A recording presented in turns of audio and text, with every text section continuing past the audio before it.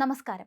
ഡൽഹിയിലെ ചൂടൻ രാഷ്ട്രീയ ചർച്ചകൾക്കിടെ ഒരു അപ്രതീക്ഷിത ചോദ്യത്തിന് കേരളത്തിന്റെ സ്വന്തം മന്ത്രി ബിന്ദു കൃഷ്ണ നൽകിയ മറുപടി ഇപ്പോൾ സോഷ്യൽ മീഡിയയിൽ തരംഗമായിരിക്കുകയാണ്. ട്രോളുകൾ കൊണ്ട് നിറഞ്ഞിരുന്ന കൊല്ലത്തിന് ഒരു രക്ഷകയായെത്തിയ മന്ത്രിയുടെ വാക്കുകൾ ഓരോ കൊല്ലംകാരനും അഭിമാനിക്കേണ്ടതാണ്. ആ ഒരൊറ്റ വാചകം മതി ട്രോളന്മാർക്ക് തൽക്കാലം മിണ്ടാതിരിക്കാൻ. ഞങ്ങൾ കൊല്ലംകാർ പാവങ്ങളാണടോ, കേട്ടോ. സ്വന്തം ജില്ലയായ കൊല്ലത്തിന് നേരെ ഉയർന്ന പരിഹാസങ്ങൾക്കും ട്രോളുകൾക്കും ഒരു തകർപ്പൻ മറുപടി നൽകിയാണ് മന്ത്രി കയ്യടി നേടിയത്. കായലും കടലും ചരിത്രവും സംസ്കാരവും ഒത്തുചേരുന്ന മനോഹരമായ കൊല്ലം കണ്ടാൽ പിന്നെ മറ്റൊരിടം വേണ്ടെന്ന് മന്ത്രി ഉറപ്പിച്ചു പറഞ്ഞു.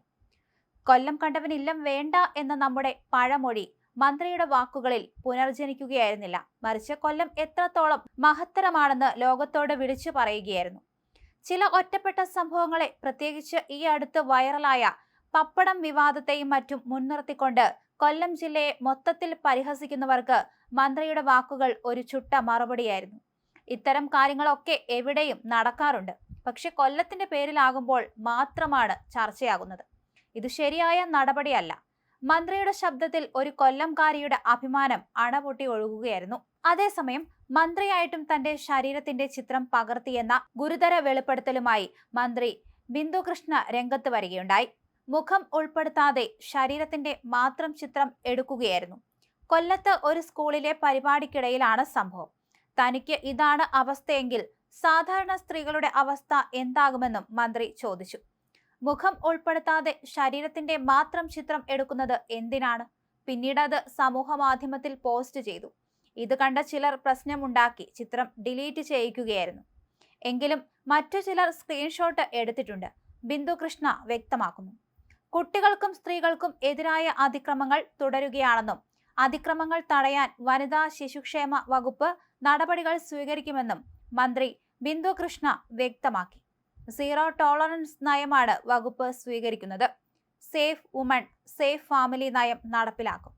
ഒറ്റപ്പെട്ട സുരക്ഷിതമല്ലാത്ത സ്ഥലങ്ങൾ കണ്ടെത്തി അവിടെയുള്ള സ്ത്രീകൾ, കുട്ടികൾ എന്നിവരുടെ സുരക്ഷ ഉറപ്പാക്കുമെന്നും മന്ത്രി അറിയിക്കുകയും ചെയ്തു. ബിന്ദു കൃഷ്ണയുടെ വാക്കുകൾ ഇങ്ങനെയായിരുന്നു. ഒരു സ്കൂളിൽ പോയപ്പോൾ ഞാനൊന്നും അറിയുന്നില്ല. അവിടെ ഇരിക്കുന്ന ഒരാൾ, ഞാൻ ആളിനെയൊന്നും പറയുന്നില്ല. ഒരാൾ ഫോട്ടോ എടുത്തു. അപ്പോൾ തൊട്ട് ബാക്കിൽ നിൽക്കുന്ന ആൾ കാണുന്നുണ്ട്. മുഖം സൂം ചെയ്യുന്നില്ല, ബോഡിയാണ് സൂം ചെയ്യുന്നത്. അപ്പോൾ തന്നെ അടുത്തു നിന്ന ആൾ പറഞ്ഞതങ്ങ് മാറ്റി. പിന്നീട് കുഴപ്പമുണ്ടാകില്ലെന്ന് വിചാരിച്ചു. പക്ഷെ അയാൾ പോസ്റ്റ് ചെയ്തതിൽ ഈ ബോഡിയുണ്ട്. പിന്നീട് അത് വലിയ വിഷയമാക്കി അയാളത് ഡിലീറ്റ് ചെയ്തു. എങ്കിലും ആളുകൾ അതിന്റെ സ്ക്രീൻഷോട്ട് എടുത്ത് ബന്ധപ്പെട്ട മാനേജ്മെന്റിനെയൊക്കെ അറിയിച്ചു, ബിന്ദു കൃഷ്ണ പറഞ്ഞു. അതേസമയം സ്ത്രീ സുരക്ഷാ പെൻഷൻ മുടങ്ങിയ സംഭവത്തിൽ കഴിഞ്ഞ സർക്കാർ പദ്ധതി കൊണ്ടുവന്നത് ഒട്ടും ആത്മാർത്ഥത ഇല്ലാതെയാണെന്നും മന്ത്രി വിമർശിച്ചു. അതിനേക്കാൾ മികച്ച പദ്ധതി ഈ സർക്കാർ കൊണ്ടുവരും. തൊഴിലിടങ്ങളിലെ ആഭ്യന്തര പരാതി പരിഹാര സെല്ലുകൾ നിരീക്ഷിക്കും. കേരളത്തിന് പുറത്തുള്ള ആഭ്യന്തര പരാതി പരിഹാര സെല്ലുകളുടെ പ്രവർത്തനം ശക്തിപ്പെടുത്താൻ മറ്റ് സംസ്ഥാന സർക്കാരുകളുമായി ബന്ധപ്പെടുമെന്ന് മന്ത്രി വ്യക്തമാക്കുകയും ചെയ്തു.